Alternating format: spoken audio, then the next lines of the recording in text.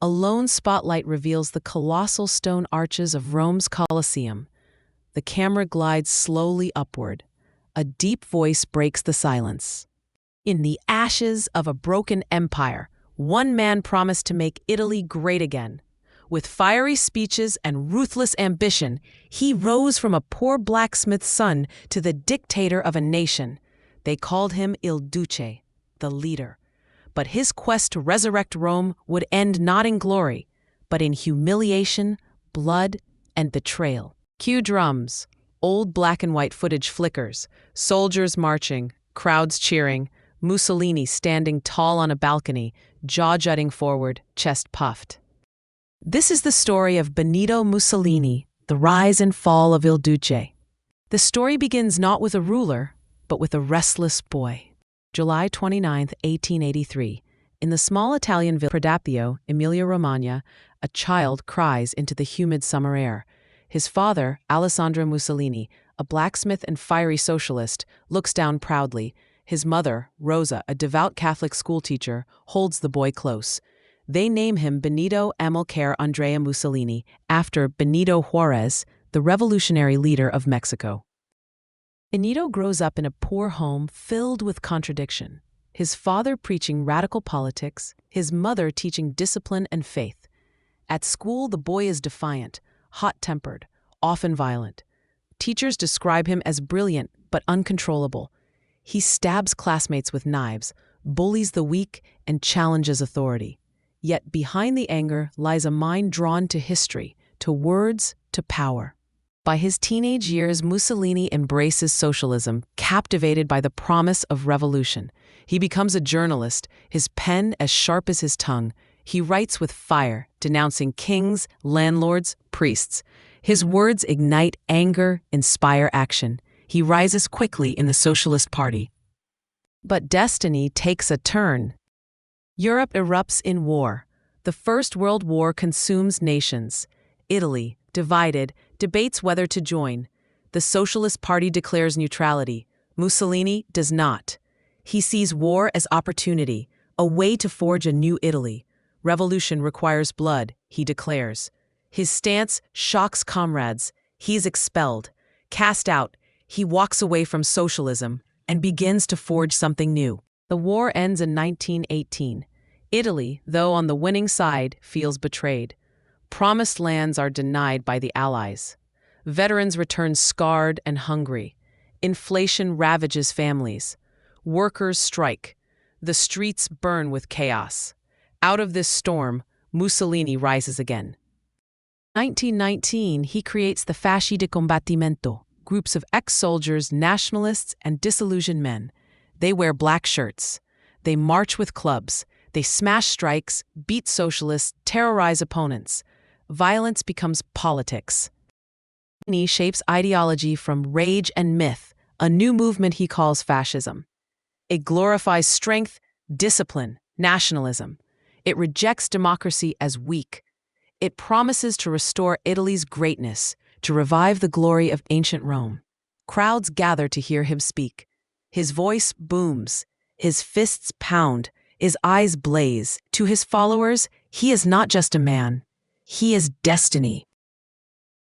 22. Italy teeters on collapse. Strikes paralyze the nation. Governments fall like dominoes. Mussolini makes his move. He calls for a march on Rome. October 27, 1922. Tens of thousands of black shirts converge toward the capital. Trains are seized. Roads are blocked. Rome braces for civil war. The Italian Prime Minister urges King Victor Emmanuel III to declare martial law. The king hesitates, fearing bloodshed, fearing perhaps the monarchy itself would fall. The king folds.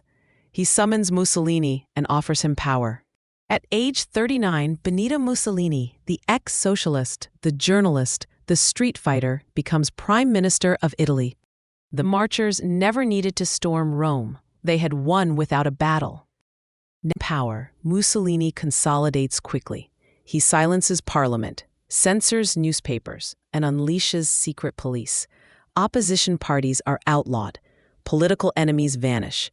By 1925, democracy is dead. He declares himself Il Duce, the leader. Italy transforms into a dictatorship wrapped in spectacle. Fascist parades flood the streets, statues rise, posters plaster walls, radios blare his speeches. His image is everywhere, jaw thrust upward, hand outstretched in salute. Mussolini promises efficiency, order, pride. He boasts that under fascism, the trains will run on time. Schools teach children loyalty to Il Duce above all. Boys are molded into soldiers, girls into mothers of the future empire. He dreams not merely of ruling Italy, but of resurrecting the Roman Empire. Mussolini's armies march into Ethiopia, defying the League of Nations. Planes drop poison gas, villages burn. The world condemns, but Mussolini revels in victory. Italy now has its empire, he proclaims. Crowds cheer, statues rise. In 1936, Mussolini aligns with another rising dictator, Adolf Hitler. Together they form the Rome-Berlin axis. Their destinies intertwine. Mussolini plunges into war again, sending troops to aid Franco in Spain, testing Italy's might. At home, propaganda flourishes. Children chant fascist hymns. Films glorify Il Duce. But beneath the spectacle, cracks widen. Italy's economy strains. The military, poorly equipped, struggles. Mussolini ignores warnings. He sees only glory. Hitler's armies storm through Europe. France falls in 6 weeks. Mussolini cannot resist. He declares war, hoping to share in the spoils. I need only a few thousand dead, he boasts, to sit at the peace table. But Italy's war is no triumph. In Greece, his soldiers are humiliated. In North Africa, they are crushed. The Germans must come to Italy's rescue. Mussolini's dream of empire turns to ashes. The Allies invade Sicily. Bombs rain on Rome. Italians turn against Mussolini. Even his fascist Grand Council abandons him. On July 25th, he is arrested by order of the king. The dictator who once commanded millions is now a prisoner.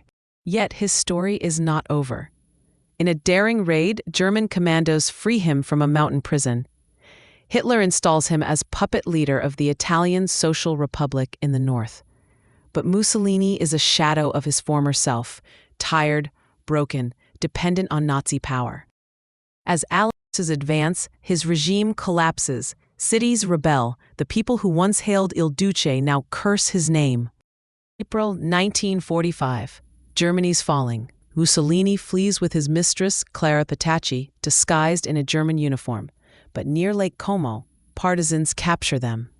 On April 28th, Mussolini and Clara are executed by firing squad.